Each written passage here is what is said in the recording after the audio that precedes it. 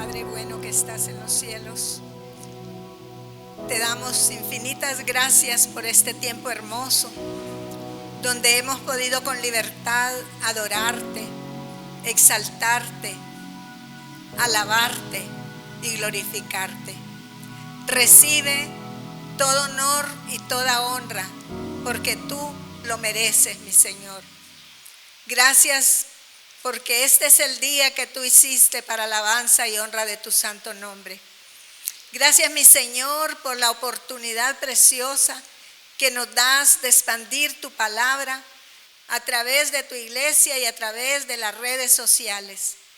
Señor amado, que este nuevo año que recién ha comenzado, podamos tener un corazón humillado y rendido a tu presencia, y que sea nuestro deseo, nuestro anhelo, estar en tu casa como lo hacía David, Señor.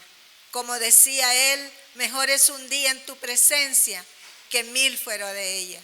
Señor, recibe este día nuestra gratitud y recibe, Señor, en esta atmósfera de adoración lo que solamente tú mereces. Te pido, Santo Espíritu de Dios, que me unjas para esta nueva y segunda etapa de la reunión de este día, mi Dios, para poder transmitir tu poderosa palabra, y que también prepares el corazón de tus hijos como una tierra fértil en la cual tú puedas depositar la semilla de tu palabra que ha nacido en tu corazón para tus hijos. Gracias por este año, gracias por cada promesa y esa decreto y declaratoria profética que nos diste para este año 2024. Gracias, mi Señor, porque la mayoría de los profetas están hablando exactamente de lo mismo. Así que eres tú, Santo Espíritu de Dios, el que nos ha abierto esos portales, esas dimensiones espirituales donde te veremos a ti, el Rey de Reyes y Señor de Señores, glorificado como nunca antes lo ha sido en este lugar. Te dejamos este tiempo, Señor. Te pido que me uses, que limpies mi mente, mis labios y mi corazón de cualquier contaminación de carne o de espíritu, para que no vaya a haber ningún estorbo en el fluir de tu espíritu esta noche. Gracias, mi Señor. Amén. Me impactó la palabra que Dios le dio a los jóvenes. Con Normaneta habló bastante. Yo le decía que yo he tenido una carga muy grande por la juventud. Unos 2 años atrás el Señor empezó a ponerme una carga por los niños, se recordarán ustedes. Y el Señor me decía, oren por los niños, oren por los niños. Y vino una ola tremenda que el enemigo desató sobre la niñez. Y ahora el Señor me ha estado inquietando sobre los jóvenes. Yo sé que la juventud es una etapa de la vida muy difícil, y además de difícil, es decisiva y es trascendental. Así que nosotros necesitamos que nuestros jóvenes sean fuertes en el Señor para que ellos puedan cumplir el propósito para el cual Dios los tiene en esta tierra. Hemos iniciado un nuevo año, hemos cerrado un ciclo de vida, el que quizás para muchos fue bueno y quizás para otros no lo fue. Cada nuevo año es incierto, ¿verdad? Mas Dios siempre nos da una luz profética para alumbrarnos el camino. Y Dios nos dijo que este año 2024 era un año de puertas abiertas. ¿Cuántos lo creen? Y si tú lo crees, tú lo vas a vivir. La palabra que el Espíritu Santo puso en mi corazón para hoy la llamé Casa de Dios y Puerta del Cielo. Mientras cantábamos esa alabanza, yo le decía a mi hija que como yo estoy en el de alabanza y adoración, yo miro cuáles son los cantos que van a poner. Y le decía yo a mi hija, ¿cómo me impacta el Señor? Porque Él siempre me confirma la palabra que Él me da para predicar a través de la alabanza. Y cuando ellos estaban cantando ese campamento celestial, que ángeles que suben y que yo los miraba como dice esa alabanza, que ellos como niños danzaban. Yo así sentía que ellos, los ángeles, estaban aquí, el campamento celestial, danzando aquí para la gloria de Dios. Y miraba yo esa puerta mientras alabábamos al Señor, ese diseño inspirado por Dios se lo dio a mi esposo. Y yo miraba esa puerta, si ustedes pueden ver esa puerta, y analizan esa puerta, es una puerta de entrada, donde, como decía mi hija, es la entrada a la liberación y a la sanidad de su pueblo. Así que este es un año, hermanos, donde vamos a ver libertad, ¿verdad? Cosas que nos han tenido atados a situaciones difíciles en nuestra vida. El Señor nos ha prometido que este es el año de libertad para su pueblo, para gloria y honra de su nombre. Que así como Él sacó de la cárcel a Pedro, ¿verdad? Que mandó sus ángeles para que le quitaran aquellas cadenas. Y dice que Él pasó por aquellos portones y estaba en el cepo, sin ningún problema. Así va a ser este año para nosotros, pueblo de Dios. Gloria a Dios. Aleluya. Hace muchos años atrás, ni siquiera había nacido en mi corazón abrir este ministerio. Nosotros ya teníamos la empresa, porque nosotros abrimos la empresa en el año de 1996. Y un día que veníamos nosotros de la casa para la empresa, que estábamos, alquilábamos unos locales aquí en el edificio Rosenthal. Me dice Ricardo, fíjate que ahí hay un rótulo de un terreno que venden aquí, me dice. Llama, me dice, apunta el teléfono y llama. Pues la cosa es que llamé, ustedes ya saben la historia, hubo bastante oposición. Pero un día le digo a la hermana Rosita, vamos a orar ahí a ese terreno para que no lo vendan y se quede guardado para nosotros. Era pura tierra, difícil incluso, porque hubo que remover muchísima tierra en este lugar, difícil de caminar en ese lugar. Cuando yo puse mis pies en este terreno, el Señor me da una palabra y me dice, esta es casa de Dios y puerta del cielo. ¿Se recuerdan ustedes los que vienen de atrás? Yo no le entendí nada, pero con el tiempo yo atesoré aquella palabra. Algunos años después iniciamos el ministerio, ¿verdad? Que fue en el 2000. Y pasados creo que 2 o 3 años nos empezamos a reunir aquí porque nosotros no habíamos construido todavía, ¿verdad? Y Ricardo me vio la aflicción porque nos pidieron los locales de acá y fuimos a alquilar una casa allá en la quinta calle y era una casa bien cara, bien incómoda, bien lúgubre. ¿Se acuerdan que yo predicaba como en medio? Era una pierna aquí y otra pierna acá, porque había aquí una sala y aquí había otra sala, y entonces por ratos yo sacaba la cabeza para este lado y por ratos la sacaba para el otro lado, y así empezamos. Y entonces Ricardo me miraba mi angustia, ¿para dónde yo llevo esta gente?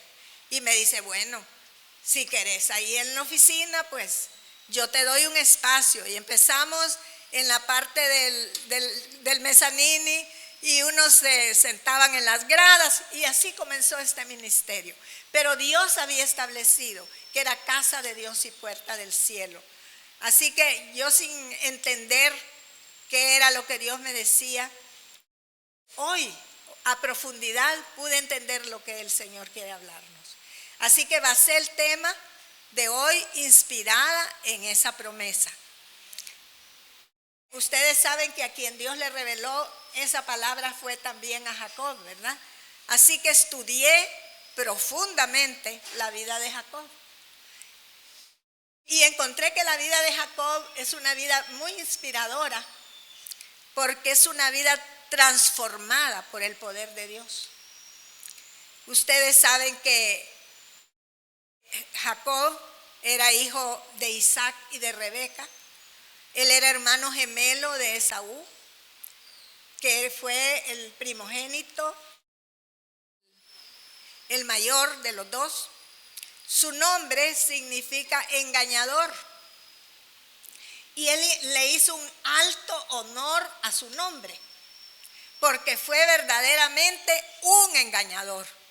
Isaac, su hijo favorito, era Esaú, porque Esaú era un hombre de campo, un hombre de cacería, que le gustaba la cacería. Y por lo que veo, a Isaac le gustaba la comida, los guisos que le hacía Esaú cuando él regresaba y mataba un cabrito, mataba un animal, y él venía a hacerle una sopita a su papá porque ya estaba viejo. Dice que ya sus ojos ya no le servían. En cambio, el favorito de Rebeca era Jacob, porque a Jacob no le gustaba el campo. Jacob vivía, como dicen, agarrado de las enaguas de la mamá. Por eso vemos aquí una familia completamente disfuncional, donde un hijo era favorito del papá y el otro hijo favorito de la mamá. Pero por ser el primogénito, la primogenitura le correspondía a Esaú. Pero Jacob se adueñó de la primogenitura de Esaú un día que él venía del campo cansado, hambriento y con ganas de tirar todo, ¿verdad? Porque trabajar en el campo es bastante fuerte. Justo anoche yo miraba en la madrugada The Chosen, que Jesús había mandado a Juan y su hermano Jacobo a labrar la tierra para que sembraran semilla, y ellos eran pescadores, ellos no podían, y llegaron cansaditos, llegaron a la casa, ¿verdad? Pues eso es lo que le pasaba a Esaú. Resulta que Jacob se adueña de esa primogenitura, aprovechándose de la debilidad de Esaú, y se la cambió por un plato de lentejas. Pudieran decir, pero allí no hay engaño, porque fue Esaú el que le dice, dame de esa sopa, de esa comidita que huele rico. Y entonces Jacob le dice, si me das la primogenitura, yo te doy un plato de lentejas. Y él, ni corto ni perezoso, le dice que sí. Pero yo meditaba en esto, y yo le decía, Señor, pero si Jacob hubiera tenido un corazón generoso, él le hubiera dicho a su hermano, no, yo te voy a compartir mi comida. Eso era lo correcto, ¿verdad? Entonces, ¿qué fue lo que pasó? Que cuando él le arrebata la primogenitura, y no solo le arrebata la primogenitura, sino que años después, con engaño y complicidad de su madre Rebeca, le arrebata la bendición de su padre Isaac, ¿verdad? Ustedes saben la historia. ¿Qué pasa? Cuando Esaú regresa del campo pidiéndole a su padre, porque el papá le dice que vaya de casa y que le traiga un cabrito y que le haga una comida que lo va a bendecir, y la mamá Rebeca escucha que va a bendecir al otro hijo, y ella con artimañas hace todo un plan que logra que Isaac bendiga a Jacob.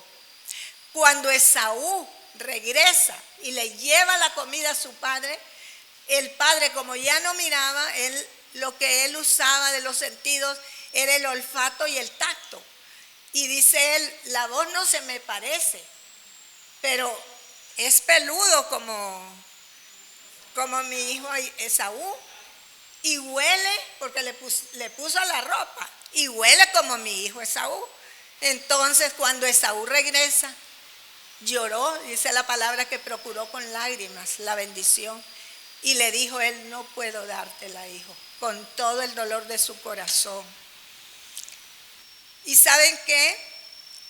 Jacob, viendo la historia, no tenía por qué engañar, porque Dios ya había establecido un decreto que el menor iba a estar sobre el mayor. O sea, que el mayor iba a servir al menor. Entonces, él no tuvo necesidad ni Rebeca de hacer esa trampa, que le ocasionó tanto dolor y temor, porque cuando Esaú se enteró de esto, él planeó matarlo. Y Rebeca, cuando oye que lo va a matar, hace otro plan y le dice al papá que despachen a Jacob a donde su primo Labán, o hermano era, donde su hermano Labán, porque ella no quiere que su hijo se case con las mujeres cananeas, sino que se case con una mujer de su pueblo. Y entonces Isaac, viendo eso, aprueba que él se vaya hacia Harán. Y resulta que Esaú lo persigue para darle muerte. Entonces, ¿qué pasó? Jacob venía marcado con el propósito ya de ser un patriarca, de donde surgiría la nación de Israel. Pero Isaac, contradiciendo la soberanía de Dios, quiso bendecir al mayor. Y por otro lado, Rebeca le quiso ayudar a Dios engañando a Isaac para que le diera la bendición a Jacob. Pero nadie puede ayudarle a Dios, hermanos. Ese engaño le acarrió una maldición a Rebeca, que ella se autoimpuso. Mire lo que dice Génesis 27:13. Y su madre respondió: hijo mío, sea sobre mí tu maldición, solamente obedece a mi voz y ve y tráemelos. En la versión Biblia Viva dice: sus maldiciones caigan sobre mí, hijo mío, haz lo que he dicho y ve a buscar los cabritos, porque hasta ahí no habían hecho la estrategia.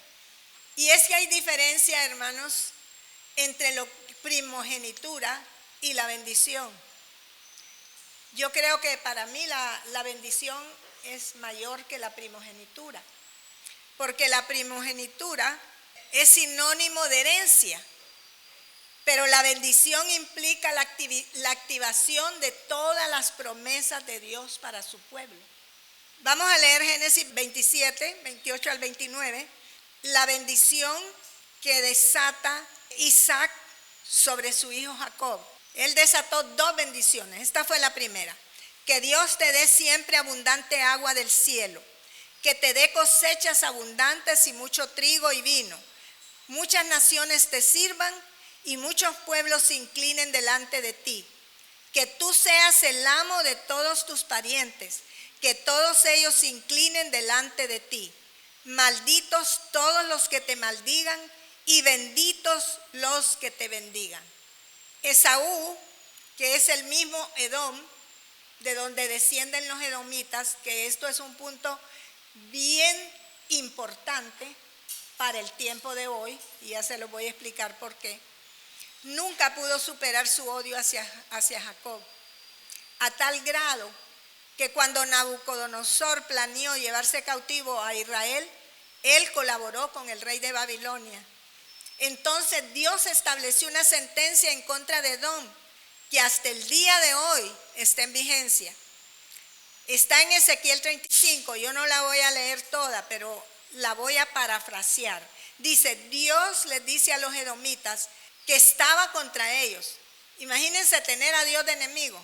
Y los haría pedazos con su puño y los convertiría en lugar desértico, deshabitado, porque odiaban a su pueblo Israel, que sabrían que él era el Señor, porque los atacaría como ellos lo hicieron cuando Israel estaba desamparada. Les aseguró que les daría su propio baño de sangre, ya que ellos disfrutaban tanto derramar sangre, que les arruinaría por completo el pueblo del monte de Seir, y que llenaría sus montañas con los muertos, que para siempre serían abandonados, oiga bien, siempre, y nunca, nunca se recuperarían, y sus ciudades jamás volverían a ser reconstruidas. Seir es donde se estableció Edom o Esaú, lo que hoy es la Franja de Gaza. ¿Qué les parece? Los palestinos son descendientes de Saúl y ellos están dispersos entre Cisjordania y la Franja de Gaza, que viven en constante guerra contra Israel. Esta palabra, hermanos, no ha perdido vigencia, porque la palabra dice que todo va a pasar menos su palabra. Cuando Dios nos da una palabra, créalo que esa palabra se va a cumplir. No importa el tiempo que usted tenga que esperar, pero la palabra se va a cumplir. Resulta que Rebeca, cuando se da cuenta que Saúl planeaba matar a Jacob, le dice que huya a Harán, a casa de su hermano Labán, y le pidió que no regresara hasta que la furia de Saúl se calmara, que ella lo iba a mandar a buscar, algo que nunca ocurrió porque ella murió. Labán se convirtió en el suegro de Jacob, ¿se recuerdan? Jacob era un hombre de altas ligas, de grandes ligas, de engañador. Si Jacob era engañador, le salió otro engañador más alto que él y el engañador salió engañado, ¿verdad? Entonces, lastimosamente, él estuvo en Harán 20 años y él no regresó. Y su madre murió. Y ella no pudo ver a su hijo que tanto amó en ese periodo de tiempo. ¿Por qué? Porque la maldición que ella se autoimpuso fue no disfrutar a su hijo que ella tanto amaba. Y no lo vio antes de morir. Amada iglesia, cuiden lo que hablan, porque la boca tiene poder de vida o de muerte, poder de bendición o de maldición. Isaac, antes de partir, Jacob, le desata una segunda bendición y le dice, esto está ya en el capítulo 28, verso 3 al 5, que Dios Todopoderoso te bendiga y te dé muchos hijos, y llegues a ser nación compuesta de muchas tribus, que Dios te dé a ti y también a tu descendencia las grandes bendiciones prometidas a Abraham, que te dé la posesión de esta tierra en que ahora somos extranjeros, porque Dios se la prometió a Abraham. De esta manera despidió Isaac a Jacob y lo envió a Padán Aram, donde vivió Labán, hijo de Betuel, el arameo y hermano de Rebeca, la madre de Jacob y Esaú. Por más que peleen, por más que la ONU diga, por más que las naciones se vayan contra Israel, la tierra de Israel es de posesión perpetua, porque Dios se las dio a ellos. Y de Jehová es la tierra y su plenitud. Y Dios es soberano. Y a quien Él quiere bendice. Y a quien Él quiere maldice. Amén. Por eso hay una sentencia de parte de Dios de miren cuántos años, miles de años atrás, que todavía ustedes ven la pobreza, la miseria de la Franja de Gaza. Así que, hermanos, bendigamos a Israel. Ay de nosotros si maldecimos esa nación, porque como le dijo Isaac a Jacob, de él serían benditas las naciones. Nosotros hemos recibido la bendición de la salvación de parte de Israel, porque ahí nació nuestro Salvador.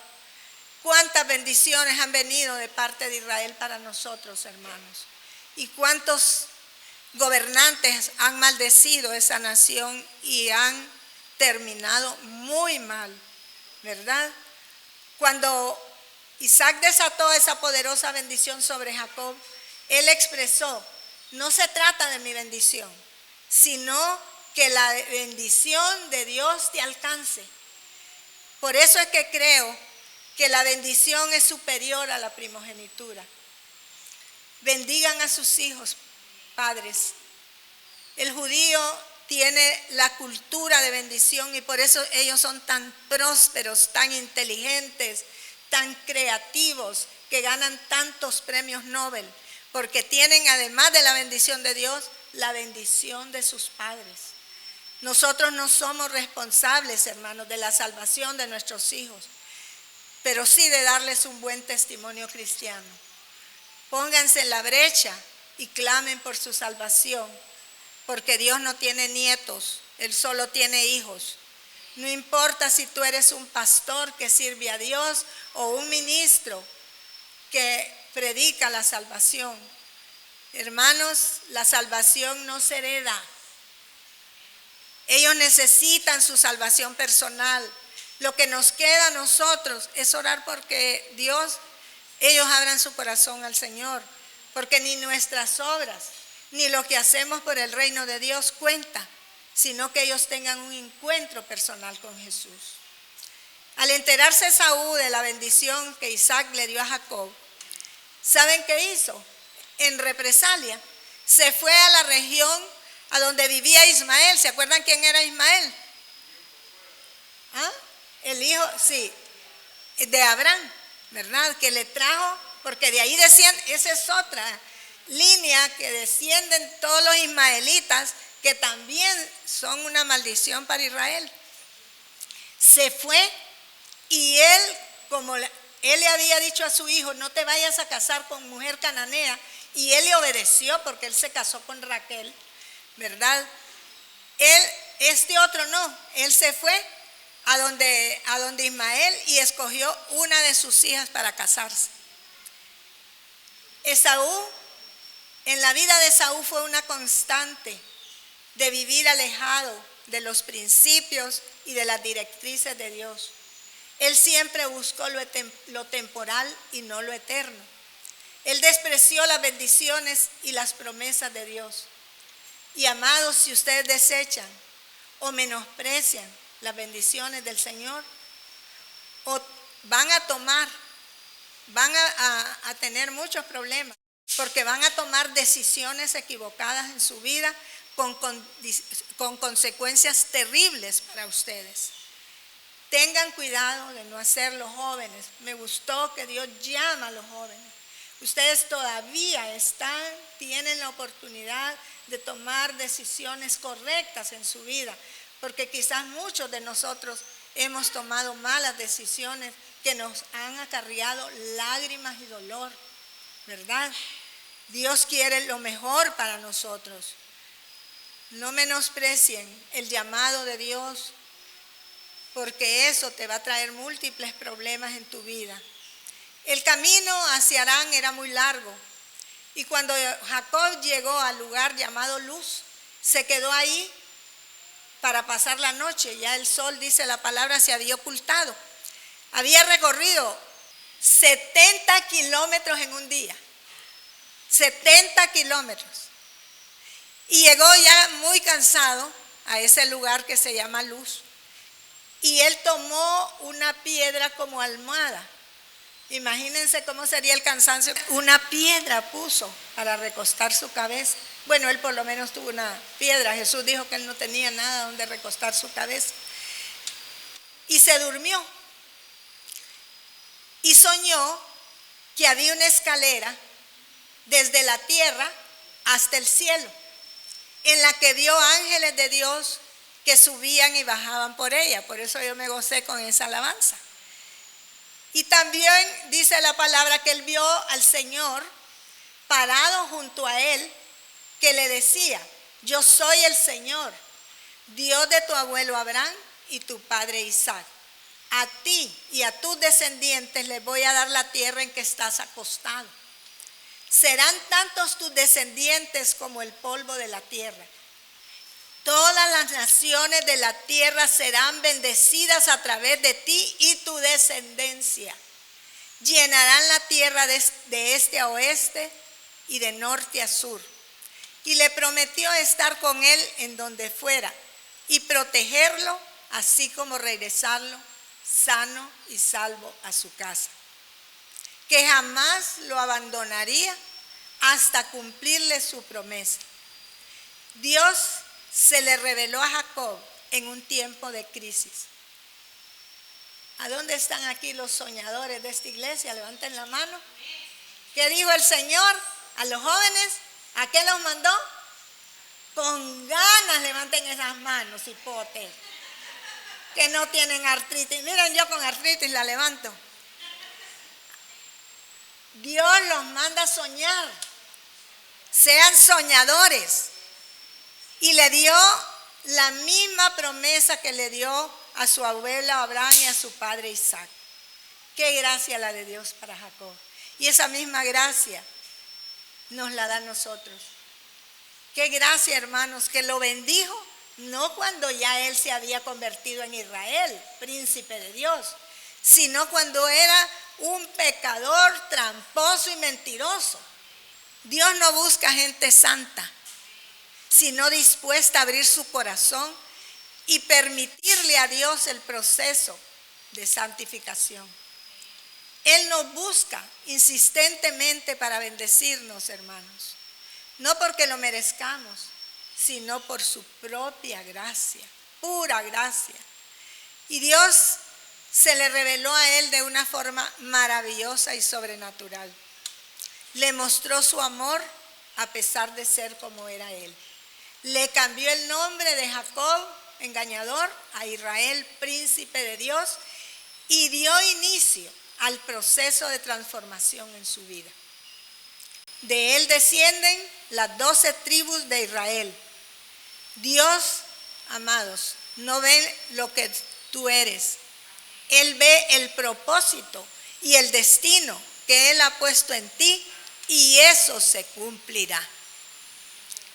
En base a tu propósito, este es el año de puertas abiertas. Dios te abrirá puertas para que puedas alcanzar lo que Él planeó para tu vida.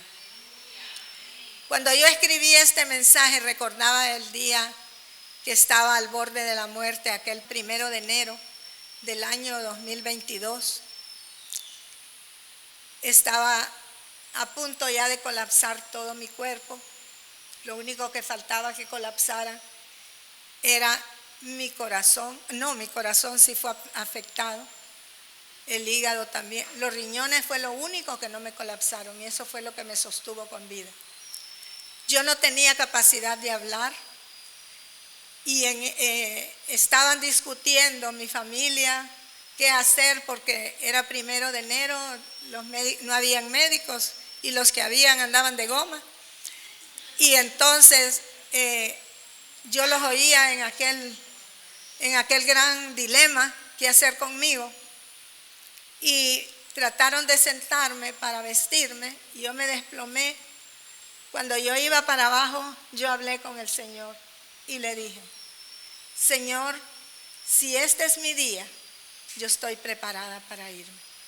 Pero si todavía yo tengo algo que hacer por tu reino, entonces ponme un médico que me ayude. En ese momento escucho la voz de Dios que me dice: Carolina. Yo les he contado, Carolina es mi vecina que es médico. La mandaron a llamar, me tomó los signos vitales, le dijo a mi esposo: llévesela ya, ella no aguanta un día más. Y hermanos, aquí estoy para la honra y gloria de Dios. Amén. Dios no nos va a llevar hasta que cumplamos el propósito y el destino que Él ha puesto en nuestra vida. Cuando Jacob se despertó de aquel sueño profundo, tuvo miedo y pensó, sin duda, que el Señor está en este lugar y yo no lo sabía. Es sorprendente, dice, este lugar es nada menos que casa de Dios y puerta del cielo. Al día siguiente, muy de mañana, tomó aquella piedra que había usado como almohada.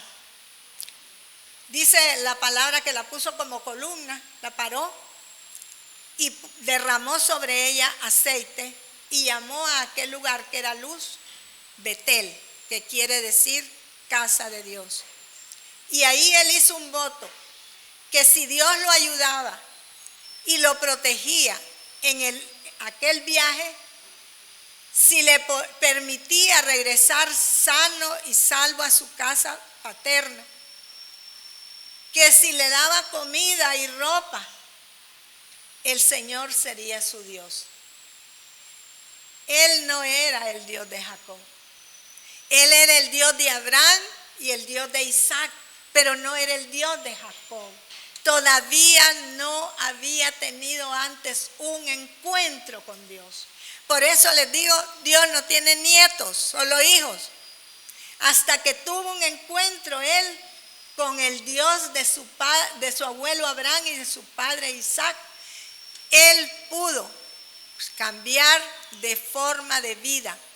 Mientras nosotros no tenemos un encuentro personal con el Señor, de más es que tratemos de cambiar nuestra forma de pensar, o nuestra forma de hablar, o nuestra forma de sentir, o nuestra forma de vivir. Necesitamos un encuentro genuino y verdadero con la persona del Señor Jesús. Y le dijo que no solo sería su Dios, sino que de todo lo que Él le diera, Él entregaría el diezmo.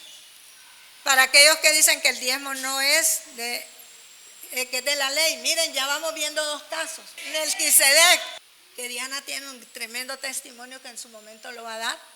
Abraham le dio todos los diezmos del botín de guerra y él todos los diezmos. Y Jacob llegó a ser un hombre muy, muy, muy próspero. Y Jacob con aquella piedra levantó un altar de adoración a Dios en ese lugar. Iglesia, no negocien con Dios. Señor, si tú me das tal cosa, yo te doy el diezmo. Miren, esos mentados pactos, eso es invento de hombre, que no los engañen. A mí me engañaron muchas veces. Y nada de lo que pacté me ocurrió. Entonces, hermanos, no hagan negociaciones con Dios y Dios nos bendice. Él anhela bendecirnos. Es el deseo del corazón de un padre que es generoso. Usted no negocie con Dios y ni haga pactos con Dios, porque ¿sabe por qué? Si usted hace un pacto y no lo cumple, usted está en peligro. Dice la palabra, mejor sería que no me hubieras prometido y no que me prometiste y no cumpliste. Entonces, el diezmo no es otra cosa, hermanos, que rendición. ¿Por qué? Porque es fácil rendir. Bueno, aquí como que es difícil rendir el tiempo, porque mira la iglesia cómo está. Es fácil rendir, ¿verdad? Otras cosas, pero rendir la parte financiera cuesta. Es de obediencia. Bien, ¿qué significa la escalera? Lo hermoso de la Biblia es que la Biblia se interpreta por sí misma. En el libro de Juan 1 se relata la historia cuando el Señor Jesús está llamando a los discípulos y llama a Natanael. Ustedes saben la historia de Natanael, ¿verdad? Que Jesús dice, he aquí un varón en el cual no hay engaño. Y Natanael acababa de decir, porque lo había llamado, no sé cuál de los discípulos, lo había llamado para que fueran a ver a Jesús. Y él dijo, y de Nazaret va a salir algo bueno. Mira qué tremendo. Y Jesús le dice, cuando lo ve venir, he ahí un hombre que verdaderamente es un hombre íntegro, en el cual no hay engaño. Y Natanael y le dice, ¿y tú de dónde me conoces? Le dice a Jesús. Cuando estabas debajo de la higuera yo te vi. Y él, ¿cómo iba a ver Jesús? Donde estaba él, a donde estaba Jesús. Entonces le declara a Natanael, tú eres el Hijo de Dios, el Rey de Israel. Y le contesta Jesús, ¿te sorprendes por eso? Que cuando vean abrirse el cielo y a los ángeles de Dios subir y bajar sobre el Hijo del Hombre. Aquí se estaba cumpliendo en Jesús aquella escalera y aquel movimiento angelical que Jacob vio. Esta es una figura hermosa del camino que el Señor Jesús nos abrió al Padre y la puerta del cielo que está abierta para nosotros en el lugar del trono de misericordia del Padre, donde están todas tus bendiciones y las mías y donde están todos los tesoros del reino. Amada iglesia, Dios no solo nos está diciendo que este año nos va a abrir una puerta, como nos dijo el 30 de diciembre, sino que nos está hablando de la puerta del cielo, nada menos, donde están todos los tesoros del reino. ¿Se puede usted imaginar? Todo lo que tú y yo necesitamos está ahí. Gloria a Dios. Puede darle un aplauso al Rey. Caramba, no estén dormidos. Esa escalera es la conexión entre el cielo y la tierra, entre lo terrenal y lo divino. Y este es el tiempo, iglesia, donde vamos a experimentar el movimiento angelical, y no solo en esta iglesia, porque lo están declarando muchos siervos de Dios aquí fuera de Honduras, que este es el año de puertas abiertas. Este tiempo vamos a ver ángeles subir y bajar, y aún visiblemente. Prepárense. Este será el año donde vamos a ver hecha una realidad la promesa que Dios me dio hace casi 30 años de que este lugar era su casa y una puerta al cielo. El Padre está a la espera de sus hijos allá en lo alto. Hermanos, suba la escalera. Amén. Hoy la puerta está abierta para ti y para mí. Ángeles ministradores han sido puestos en acción para esperar que ejecutar la palabra que se ha desatado en estos últimos 2 sábados. Los portones de los almacenes del cielo ya están abiertos para cada uno de nosotros. ¿Qué es lo que tú necesitas? ¿Salud? Abre la puerta de la sanidad. ¿Salir de tus deudas? Abre la puerta de la liberación. ¿Te falta un trabajo? Abre la puerta, que allí te espera un trabajo mejor del que tú has soñado. ¿No puedes tener hijos? Dios te abre la puerta de la fertilidad. Y cada uno abra su puerta. Amén. Pongan en acción a los ángeles, que como dice Hebreos, ellos están al servicio de los herederos de la salvación. Ellos están a tu favor. Las promesas de Dios no se anulan por las crisis que están por venir, hermanos. Todo el mundo está afligido, que viene otra plaga peor que el COVID. ¿Y por qué te afliges si estás al abrigo del Altísimo, morando bajo la sombra del Omnipotente? ¿Qué nos dijo el Señor el 24 de diciembre? No, antes fue, ¿verdad? El 23, ¿verdad? Conociendo al Dios, no, el anterior, conociendo a Dios el León. Que le digo, vuelvan a ver ese mensaje, porque aquí hay distracción y cuando uno vuelve a oír los mensajes, algo se le escapa a uno. Vuélvanlos a oír. Entonces, hermanos, este es el tiempo de activación de las promesas de Dios para sus hijos y de respuestas a tus oraciones. Amén. Gloria a Dios. Padre, te adoramos, te exaltamos, honra y honor sean a tu nombre. Gracias por esta palabra que yo sé que está activa en el mundo espiritual, en espera de que los ángeles las tomen para traer las respuestas de parte del cielo para la tierra. Gracias, mi Señor, por cada puerta abierta, por esa puerta de libertad que le mostrabas a mi hija, que viene ese tiempo de liberación para tu pueblo, Señor, como tú lo has prometido. Gracias porque cosas grandes veremos entre nosotros y veremos que la gloria de Dios se manifestará en medio de su pueblo. Bendecimos, Señor, a tu iglesia y te pido, mi Dios, que cada uno de ellos, los que están presentes y los que están ausentes, sean activados por tu Espíritu para cosas grandes.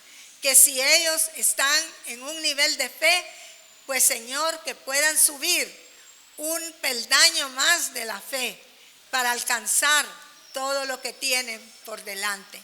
Señor, que dones sean desatados sobre tu pueblo. Que este pueblo, mi Dios, tenga hambre y sed de tu presencia. Y que este año miremos lo imposible, que oigamos lo difícil de oír, que no solo nos enfoquemos en los problemas que son reales, que van a venir, porque estamos viviendo tiempos proféticos y apocalípticos, pero tú has prometido para tu pueblo una puerta abierta de solución a cada situación, por difícil que la vean, en el nombre poderoso de Jesús. Gracias, Señor, te adoramos, mi Dios.